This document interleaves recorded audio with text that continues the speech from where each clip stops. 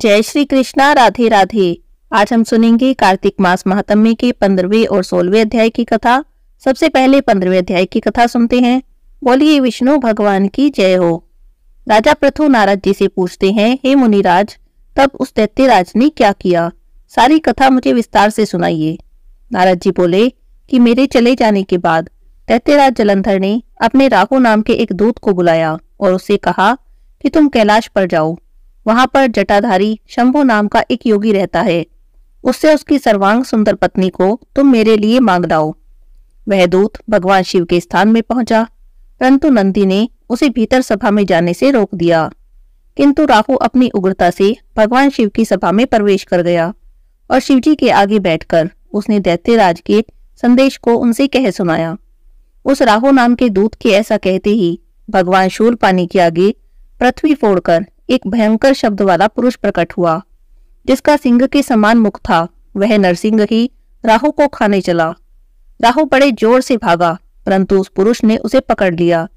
तब उसने शिवजी की शरण ली और अपनी रक्षा मांगी।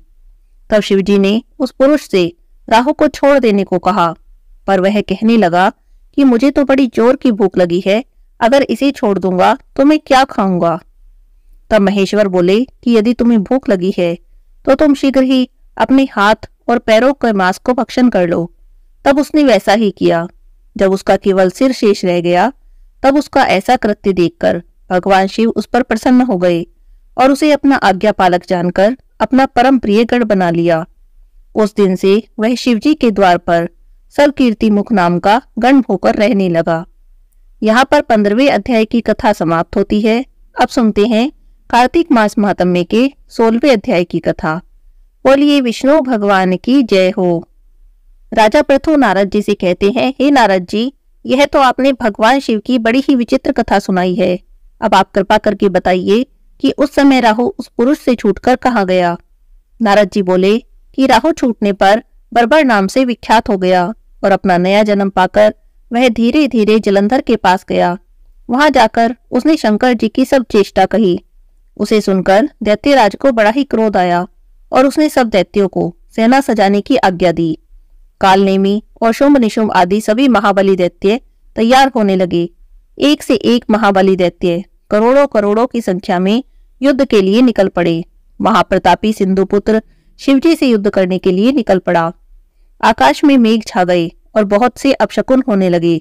शुक्राचार्य और कटे सिर वाला राहु सामने आ गए।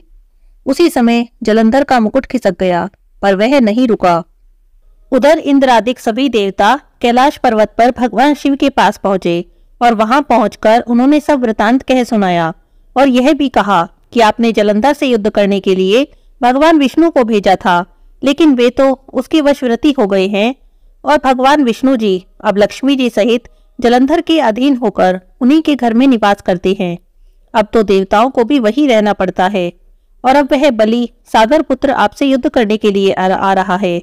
अतः आप उसे मारकर हम सबकी रक्षा कीजिए। यह सुनकर शंकर जी ने विष्णु जी को बुलाया और पूछा, हे ऋषिकेश, युद्ध में आपने जलंधर का संहार क्यों नहीं किया और वैकुंठ छोड़कर आप उसके घर में क्यों रहने लगे? यह सुनकर विष्णु जी ने हाथ जोड़ लिए और नम्रता से भगवान शिव से कहा कि उसे आपका अंशी और लक्ष्मी का भाई होने के कारण ही मैंने नहीं मारा है। यह बड़ा वीर और देवताओं से अजय है। इसी पर मुग्ध होकर मैं उसके घर में निवास करने लगा हूँ। विष्णु जी के इन वचनों को सुनकर शंकर जी हंस पड़े और उन्होंने कहा, हे विष्णु जी, ये आप क्या कह रहे हैं? मैं उस दैत्य जलंधर को अवश्य ही मारूंगा और अब आप सभी देवता जलंधर को मेरे द्वारा ही मरा जानकर अपने अपने स्थानों को जाइए। जब शंकर जी ने ऐसा कहा, तब सभी देवता संदेह रहित होकर अपने अपने स्थानों को चले गए। इसी समय पराक्रमी जलंधर अपनी विशाल सेना के साथ कैलाश पर्वत के समीप आ गया और कैलाश पर्वत पर घोर सिंहनाद करने लगा। दैत्यों की नाद और कोलाहल को सुनकर शिवजी के नंदी आदि गणों को उससे युद्ध करने की आज्ञा प्रदान की। कैलाश के समीप भीषण युद्ध होने लगा। दैत्य अनेकों प्रकार के अस्त्र और शस्त्रों की वर्षा करने लगे।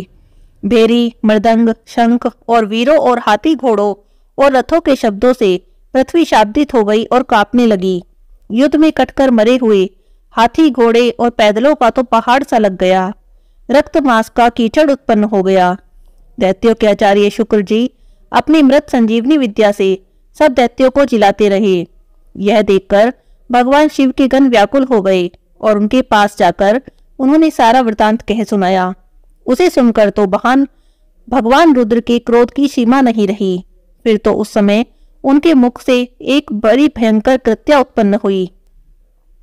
उस कृत्या की दोनों जंघाएं ताल वृक्ष के समान थी। वह युद्ध भूमि में जाकर सब असुरों का चर्वण करने लगी और फिर वह शुक्राचार्य जी के पास पहुंची और शीघ्र ही उन्हें अपनी योनि में गुप्त कर लिया। फिर वह स्वयं भी अंतर्ध्यान हो गई। शुक्राचार्य जी के गुप्त हो जाने से दैत्यों का मुख मलिन पड़ गया और वे सभी युद्ध भूमि छोड़कर भागने लगे। इस पर शुंभ निशुंभ और कालनेमी आदि सेनापतियों ने अपने भागते हुए वीरों को रोका। शिवजी की नंदी आदि गणों ने भी, जिसमें कि गणेश और स्वामी कार्तिकेय भी थे, दैत्यों से भीषण युद्ध करना आरंभ कर दिया।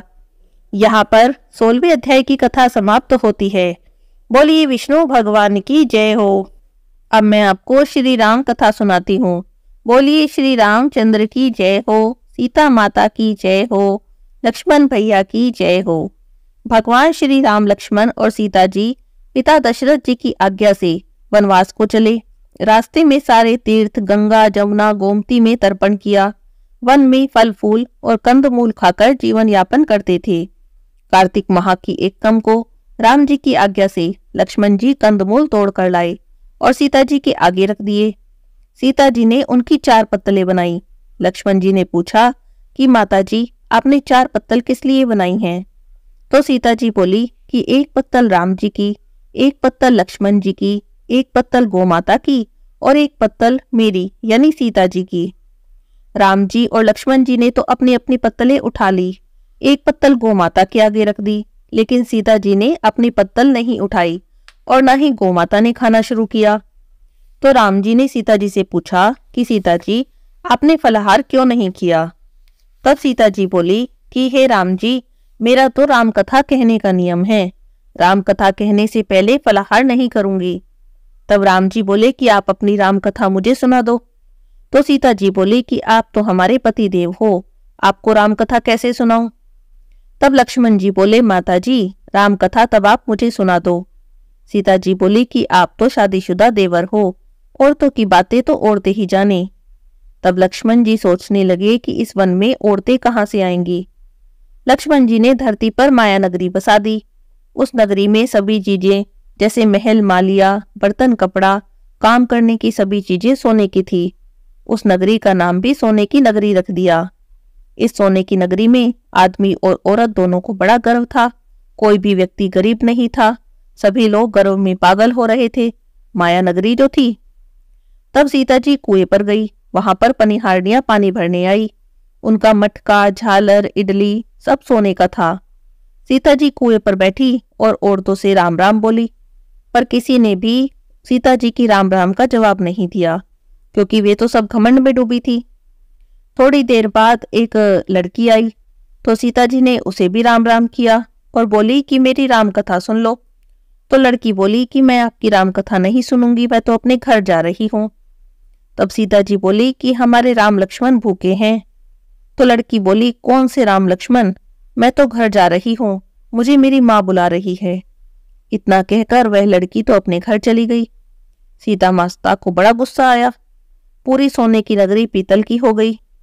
लड़की घर गई तो उसकी माँ ने पूछा कि बेटी ये सब क्या कर लाई? सारे जेवर मटका इडली सब कहाँ से खोटे कर लाई? तब लड़की बोली मुझे तो नहीं पता, मैं तो जो पहन कर गई थी वही पहन कर आई हूँ। पर हाँ, कुएं पर एक सुंदर सी तपस्विनी बैठी थी। वो बोली कि मेरी राम कथा सुन ले। मैंने ना कर दी। अगर उसने कुछ टोटका किया हो तो मुझे नहीं पता। तब उसकी माँ बोली कि तुम वापस जाओ और उनकी राम कथा सुनकर आओ। वो कोई साधारण तपस्वी नहीं है, वो तो सीता जी हैं। जाओ, वापस जाओ और राम कथा सुनकर आओ। राम कथा सुनोगी तो हमारे घर में रिद्धि सिद्धि हो जाएगी। देखो तो जरा, पूरी नगरी पीतल की हो गई है। तब लड़की बोली मैं वापस नहीं जाती। इतने में उसकी भाभी आ गई, तो वो बोली कि सासू जी आपकी आज्ञा हो तो मैं सीता जी का दर्शन कराऊं, उनकी राम कथा भी सुनाऊंगी। तो उसकी सास बोली, ठीक है बेटी, तू जा और सीता जी की राम कथा सुना। गहना कपड़ा सब पीतल का ही पहन जा। अब बहू मटका लेकर कुएं पर जाकर बैठ गई। मटका पानी से भरे और फिर खाली कर दे, फिर भरे फिर खाली कर दे, कई बार कर लिया। तो सीता जी बोली कि आपके घर में कोई काम नहीं है क्या? बहू बोली, माता जी मैं तो अपने घर का सारा काम निपटा कर आई हूं। तब सीता जी बोली कि तुमने मुझे माता जी कहा है, यह सुनकर तो मेरा मन बड़ा खुश हो रहा है। अगर आपके पास समय हो तो मेरी राम कथा सुन लो, हमारे राम लक्ष्मण भूखे हैं। तो बहू बोली, हाँ माता जी, आप अपनी राम कथा सुनाओ, आपकी राम कथा सुनकर ही मैं घर जाऊंगी। तो सीता माता राम कथा सुनाने लगी। चंदन चौकी मोतियों का हार, राम कथा हमारे गले का हार। राम ध्याऊं राम मनाऊं, राम कहे तो परदेश जाऊं। सीता जी बोली कि तुमने हमारी इज्जत रखी है, भगवान तुम्हारी इज्जत रखेंगे। तुमने मृत्युलोक में हमारी सहायता की, भगवान तुम्हारी स्वर्गलोक में सहायता करेंगे। अब सीता जी राम कथा कहती रही और बहू राम कथा सुनने लगी। आओ राम बैठो राम, जल भर झारी लाई राम। किंकर की दातुन लाई राम, ठंडा जल भर लाई राम। से परिवार पधारो राम, झुगला टोपी पहनो राम। कड़ा किंकनी पहनो राम, मक्खन मिश्री लाई राम। मक्खन मिश्री खाओ राम, स्वर्ण सिंहासन लाई राम। स्वर्ण सिंहासन विराजो राम। झालर टिकोरा लाई राम, झालर टिकोरा बजाओ राम। शंख ध्वनि लाई राम, झुक झुक पावो लागू राम। निरखता रो मन मोहे राम, अपनी शरण में ले लो राम। दूध कटोरा लाई राम, सीता चरण दबाए राम। सुखवर सेज सो राम, झालर पंखा ढोलो राम। हमें राम तुम्हें राम, रोम रोम में बसो श्री राम। घट घट में विराजो राम, मुख में तुलसी बोलो राम। खाली बैठे क्या काम, जब बोलो जब राम ही राम। बोलो पंछी राम ही राम, पूर्ण हो जाए सारे काम। मेवा चिरंजी लाई राम, रुच रुच भोग लगाओ राम। खट्टा मीठा चाखो राम, चरखा पर खो लाई राम। चरखा पर खो चखो राम, जो भाए सो ले लो राम। मन में धोखा रखना न राम। राम कथा पूरी हुई तो सीता जी बोली कि आपने हमारी राम कथा सुनी, हमारी सहायता की, आपने हमारे भूखे राम लक्ष्मण जी को भोजन करवाया, भगवान आपको सातों स्वर्ग का सुख देगा। अब सीता माता का आशीर्वाद लेकर बहू अपने घर जाने लगी। तो सीता जी ने अपने गले का हार उतारकर बहू को पहना दिया। बहू अपने घर सासू जी से बोली कि मेरा मटका सिर से उतारो। तो सासू जी बोली, हे बेटी, ये हीरे पन्ने के गहने कपड़े और मटका, सिर का झालर, इडली सब हीरे से झिलमिला रही हैं। ये सारी चीजें तो कहाँ से लाएगी? राजा जी सुनेंगे तो दंड देंगे। तो बहू बोली कि माता जी, मैं तो सीता जी से उनकी राम कथा सुनकर आई हूँ, उन्हीं की कृपा से ये सब हुआ है। तो सास बोली, ठीक है, अब तुम रोज राम कथा सुनाया करो। अब बहू रोज सीता जी के पास जाती और राम कथा सुनती। सुनते सुनते पूरा साल हो गया। तब बहू बोली, माता जी अब आप कहानी का उद्यापन बताओ। तो सीता माता बोली कि 7 लड्डू 1 नारियल लेना, उनके 7 भाग करना। 1 भाग मंदिर में चढ़ाना, मंदिर बनाने जितना फल मिलेगा। 1 भाग तालाब में चढ़ाने से तालाब खुदवाने जितना फल मिलेगा। 1 भाग भागवत पर चढ़ाना, भागवत सुनने का फल मिलेगा। 1 भाग तुलसी पर चढ़ाने से तुलसी की शादी करने जितना फल मिलेगा। 1 भाग कुंवारी कन्या को देने से कन्यादान करने का फल मिलेगा। 1 भाग ब्राह्मण को देने से ब्राह्मण जिमाने का फल मिलेगा। 1 भाग सूर्य भगवान को चढ़ाना तो 33 करोड़ देवी देवताओं को भोग लगाने का फल मिल जाएगा। अब बहू जल्दी जल्दी घर गई। 7 लड्डू 1 नारियल लाई, 7 बराबर भाग किए। 1 भाग मंदिर में, 1 तालाब में, 1 भागवत पर, 1 तुलसी में, 1 कन्या को और 1 ब्राह्मण को और 1 सूर्य भगवान को चढ़ाया। सूरज भगवान को चढ़ाते ही 33 कोटि देवी देवताओं ने भोग लगा लिया। बहू फिर सीता जी के पास गई और बोली, माता जी मैंने तो व्रत का उद्यापन कर दिया। तो सीता जी बोली, अच्छा बहू अब बैठ जा, 7 दिन बाद वैकुंठ से विमान आएगा। तो 7 दिन बाद वैकुंठ से विमान आया, रिमझिम करता हुआ। बहू बोली, सासू जी विमान आया है, आप भी चलो। तो सास बोली, ए बहू मैं अकेली कैसे जाऊं? अपने ससुर को भी ले ले, माँ बाप को भी ले ले, भाई बंधु कुटुंब कबीले को ले ले, अड़ोसी पड़ोसी को ले ले। तब बहू ने सबको विमान में बैठा लिया। विमान फिर भी खाली रहा। इतने में उसकी ननद आ गई, जिसने कहानी नहीं सुनी थी। बोली, भाभी जी मुझे भी विमान में बिठा लो। तो सीता माता बोली कि विमान में जगह ही नहीं है। तो बहू सीता माता जी से प्रार्थना करने लगी कि हे माता जी, हमारी ननद रानी को भी बिठाओ। तो सीता जी बोली कि आपकी ननद घमंड से भरी हुई है और हमारा विमान है कच्चे धागे का, यह टूट जाएगा। तो ननद बोली, भाभी जी मैं अकेली यहाँ रहूंगी तो मुझे सांप बिच्छू खा जाएंगे। तो उसकी भाभी बोली कि आपकी करनी अब आप ही भोगो, हम तो अपनी करनी से सीता माता के साथ जा रहे हैं। इतने में बहू अपने पति के साथ विमान में बैठ गई। यह सब देखकर तो नगर के सभी लोग इकट्ठे हो गए और पूछने लगे कि आपने ऐसा कौन सा धर्म का कार्य किया जो सीता जी के साथ विमान में बैठकर आप वैकुंठ जा रही हो। आपने रामायण का पाठ किया या गीता का पाठ किया या और कोई पुण्य किया जिससे कि स्वर्ग से विमान लेने आया है। तब बहू बोली कि मैंने तो केवल सीता माता के मुख से राम कथा सुनी है, उसको उद्यापन किया है। तो उस नगर के सब लोग कहने लगे कि हमें भी राम कथा सुनाओ। तो बहू सबको फिर राम कथा सुनाने लगी।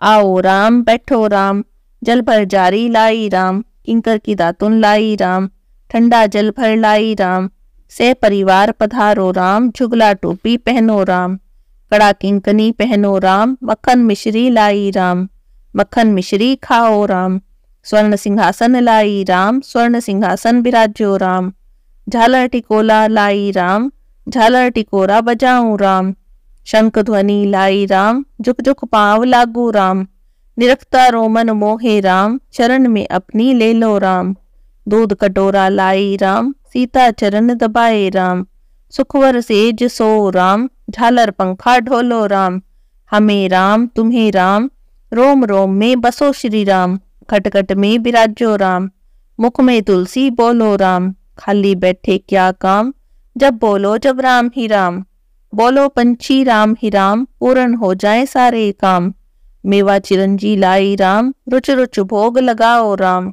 खट्टा मीठा चखो राम, चरखा परखो लाई राम, चरखा परखो चखो राम, जो भाए सो ले लो राम, मन में धोखा रखना न राम। तो बहू ने सबको राम कथा सुना दी। राम कथा पूरी होते ही पूरी नगरी सोने की हो गई। बहू बोली कि जो कोई भी राम कथा रोज कहेगा उसे भी वही फल मिलेगा जो मुझे मिला है। तब सभी नगर के वासी राम जी की जय जयकार करने लगे। सीता जी ने सबको विमान में बिठा लिया। विमान स्वर्ग के रास्ते चल पड़ा। स्वर्ग के सातों द्वार अपने आप खुल गए। पहले द्वार पर नाग देवता आए। सातों द्वार पार करने के बाद जब विमान स्वर्ग से नीचे उतरा तो 33 कोटि देवी देवता बहू से पूछने लगे कि तुमने ऐसा कौन सा पुण्य कार्य किया जिससे कि स्वर्ग के सातों द्वार पार करके तुम हमारे पास आ गई हो। तो बहू बोली कि मैंने तो सीता माता के मुख से राम कथा सुनी है और उसका उद्यापन भी किया है। तब सभी देवी देवता बोले कि हमें भी राम कथा सुनाओ। तो बहू राम कथा सुनाने लगी। बहू बोली, राम ध्याऊं राम बनाऊं, राम कहे तो परदेस जाऊं, आओ राम बैठो राम, जल भर जारी लाई राम, किंकर की दातुन लाई राम, ठंडा जल भर लाई राम, सह परिवार पधारो राम, चुगला टोपी पहनो राम, कड़ा किंकनी पहनो राम, मक्खन मिश्री लाई राम, मक्खन मिश्री खाओ राम, स्वर्ण सिंहासन बिराजो राम, झालर टिकोरा लाई राम, झालर टिकोरा बजाओ राम, शंख ध्वनि लाई राम, झुक झुक पांव लागू राम, निरखता रोमन मोहे राम, शरण में अपनी ले लो राम, दूध कटोरा लाई राम, सीता चरण दबाए राम, सुख बर सेज सो राम, झालर पंखा ढोलो राम, हमें राम तुम्हें राम, रोम रोम में बसो श्री राम, घट घट में बिराजो राम, मुख में तुलसी बोलो राम, खाली बैठे क्या काम, जब बोलो जब राम ही राम, बोलो पंछी राम ही राम, पूर्ण होएंगे सबके काम, मेवा चिरंजी लाई राम, रुच रुच भोग लगाओ राम, खट्टा मीठा चखो राम, चरखा परखो लाई राम, चरखा परखो चखो राम, जो भाए सो ले लो राम, मन में धोखा रखना न राम। तब सभी ने सीता माता की जय जयकार की, श्री राम जी की जय जयकार की। आप भी सब मिलकर बोलो, जय श्री राम, जय श्री राम, जय श्री राम। तपसी लपसी की कहानी। एक तपसी था और एक लपसी था। दोनों आपस में मित्र थे। तपसी तो सदा भगवान की सेवा करता, उनकी पूजा करता और रोज तपस्या करता। लपसी को पूजा पाठ नहीं आता था। वो रोज सवा सेर की लापसी बनाता, भगवान को भोग लगाता, घंटी बजाता, जीम कर चद्दर तान कर सो जाता। एक दिन की बात है, दोनों दोस्तों में बहस छिड़ गई कि कौन भगवान का सबसे बड़ा भक्त है। तो तपसी ने कहा कि मैं बड़ा भक्त हूँ, और लपसी कहने लगा कि नहीं, भगवान का सबसे बड़ा भक्त तो मैं ही हूँ। लपसी बोला कि तुम भक्त कैसे हुए? मैं तो सारा दिन भगवान की भक्ति करता हूँ, पूजा करता हूँ, भगवान की तपस्या करता हूँ, तो मैं बड़ा भक्त हूँ। तुम क्या करते हो? तुम तो बस भगवान को भोग लगाते हो और जीम कर चद्दर तान कर सो जाते हो।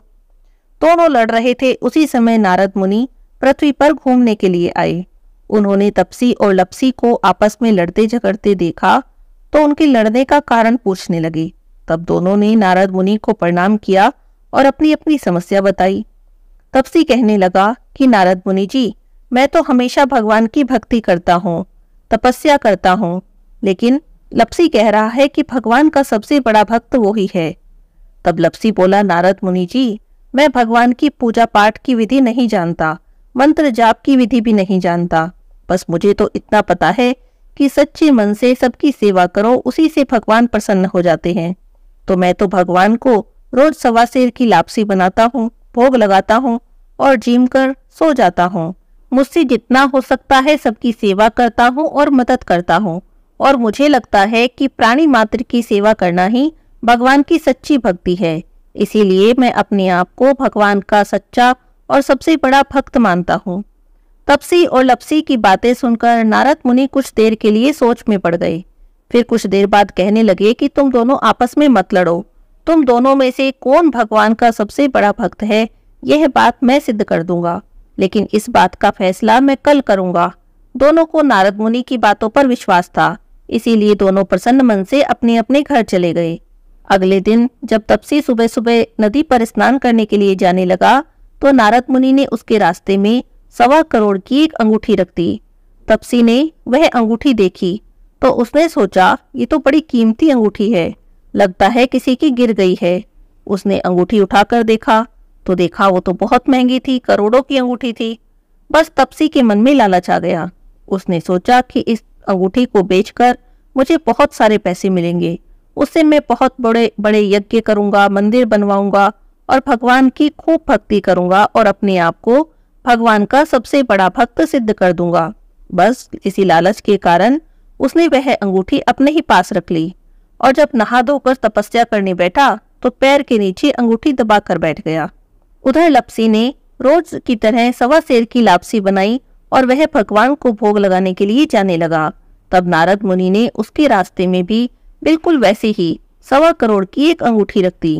लपसी ने भी अंगूठी को देखा, उठाकर सोचने लगा, अरे ये तो बड़ी कीमती अंगूठी है, लगता है किसी की गिर गई। जिसकी गिरी है उसे कितना दुख हो रहा होगा। उसने अंगूठी उठाई और भगवान के मंदिर में चला गया।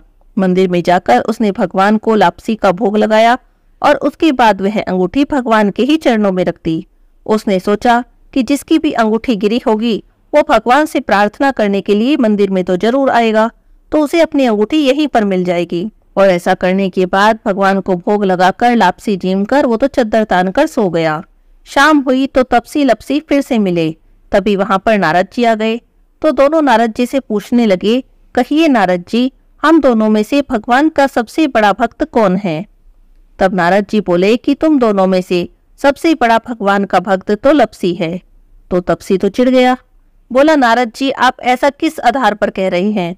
तब नारद जी ने कहा कि सुबह मैंने तुम दोनों के रास्ते में करोड़ों करोड़ों की अंगूठी रखी थी। तब नारद जी ने कहा कि तुमने लालच किया, तुमने वह अंगूठी उठाकर रख ली, इसी कारण तुम्हारी तपस्या भंग हो गई है। और लपसी ने लालच नहीं किया, उसने वह अंगूठी भगवान के चरणों में चढ़ा दी, इस विचार के साथ कि जिसकी अंगूठी होगी वह यहाँ से उठाकर ले जाएगा। इसी कारण लपसी ही भगवान का सबसे बड़ा भक्त है। अब तो तपसी को अपनी भूल पर बहुत पछतावा हुआ। वो तो नारद जी के पैरों में गिर गया और जोर जोर से रोने लगा और कहने लगा, हे भगवान, मुझ पर दया करो, मुझसे गलती हो गई, अब आप बताओ मेरी तपस्या का फल मुझे कैसे मिलेगा? तब नारद जी को उस पर दया आ गई और वो कहने लगे कि जो सारी कहानी कहकर तेरी कहानी नहीं कहेगा, उसकी तपस्या का सारा फल तुझे मिल जाएगा। जो ब्राह्मण जिमाकर दक्षिणा नहीं देगा, जो साड़ी ब्लाउज देकर दक्षिणा नहीं देगा, तो उसकी तपस्या का, उसके पूजा पाठ का सारा फल तुझे मिल जाएगा। जो अपने घर में गाय कुत्ते की रोटी नहीं बनाएगा, तो उसके पूजा पाठ का सारा फल तुझे मिल जाएगा। दीपक जलाकर हाथ नहीं जोड़ेगा, दीपक से दीपक जलाएगा, तो उसकी तपस्या का सारा फल तुझे मिल जाएगा। और इतना कहकर नारद जी वहां से अंतर्ध्यान हो गए। इसीलिए हर कथा कहानी के साथ तपसी लपसी की कहानी कही जाती है, वरना किसी भी कथा कहानी का फल नहीं मिलता। बोलिए तपसी लपसी की जय हो। कार्तिक महीने के मंगलवार की कहानी। बोलिए बजरंगबली भगवान की जय हो। बहुत समय पहले की बात है, किसी गांव में एक साहूकारनी रहती थी। साहूकारनी हनुमान जी की भक्त थी। रोज हनुमान जी की पूजा करती, रोज मंदिर में जाती और मंदिर जाते समय चूरमा की पिंडी और एक रोटी ले जाती और जाकर भगवान का भोग लगाती।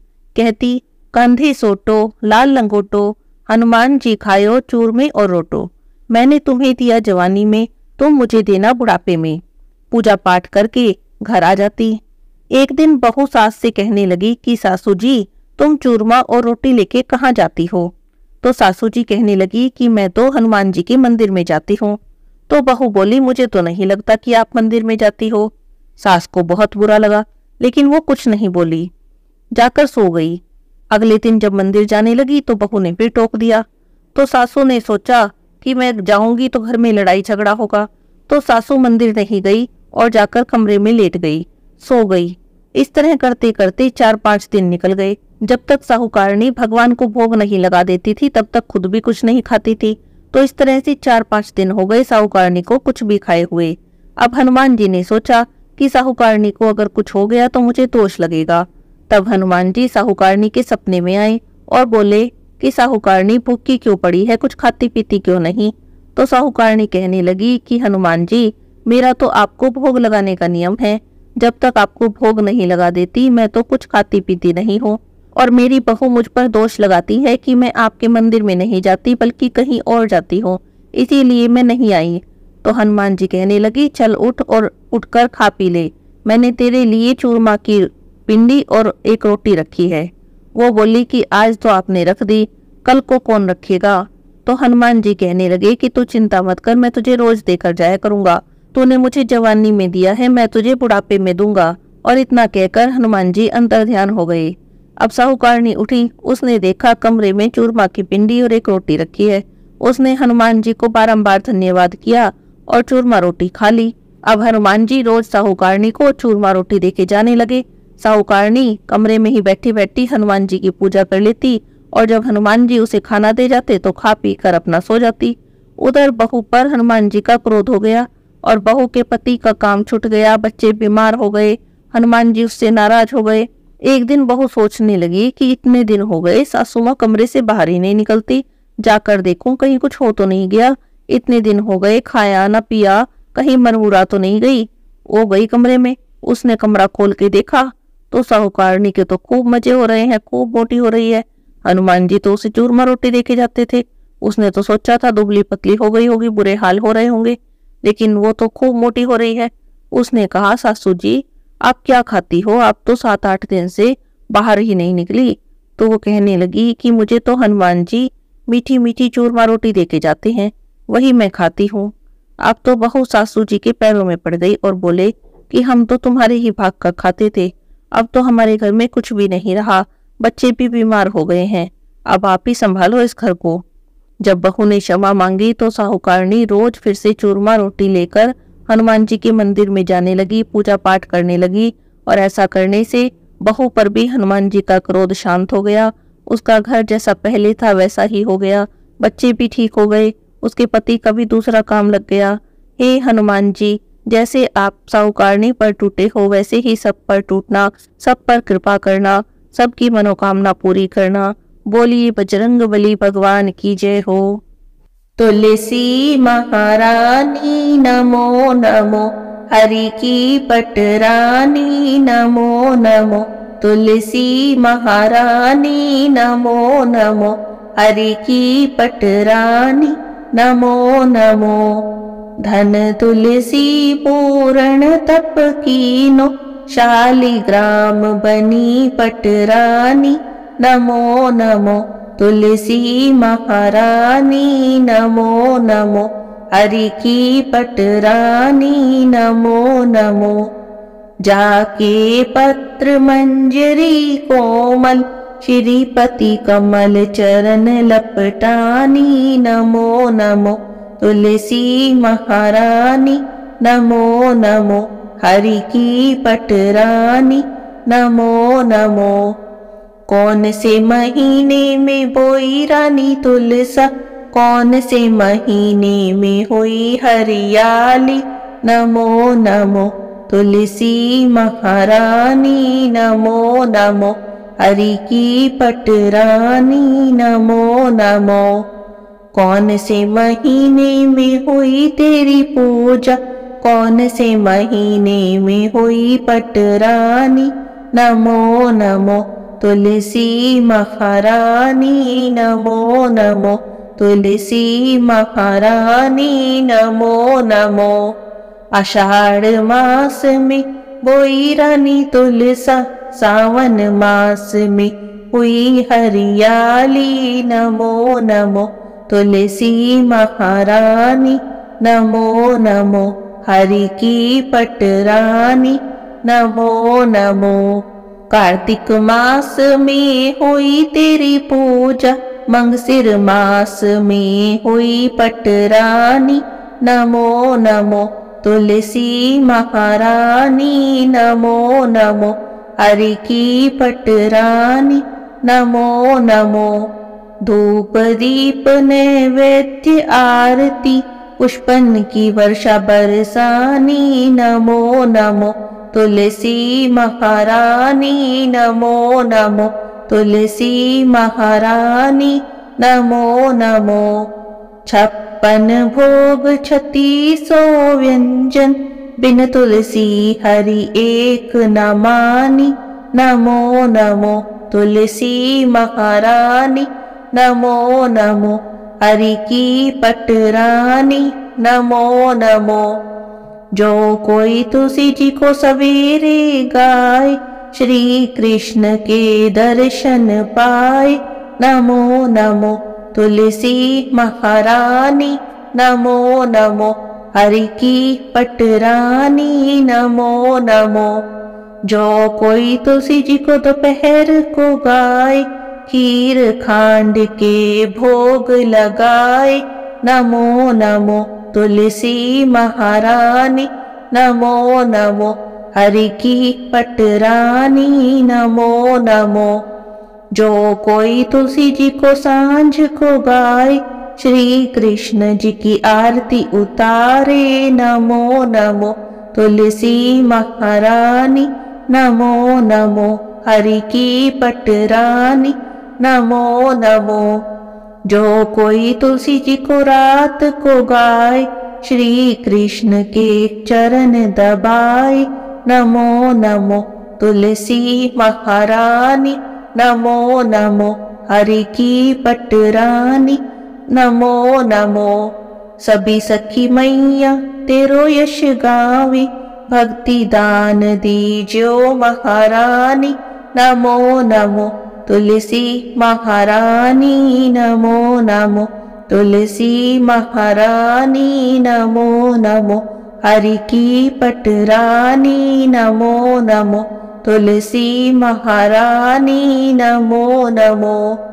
बोली तुलसी माता की जय हो।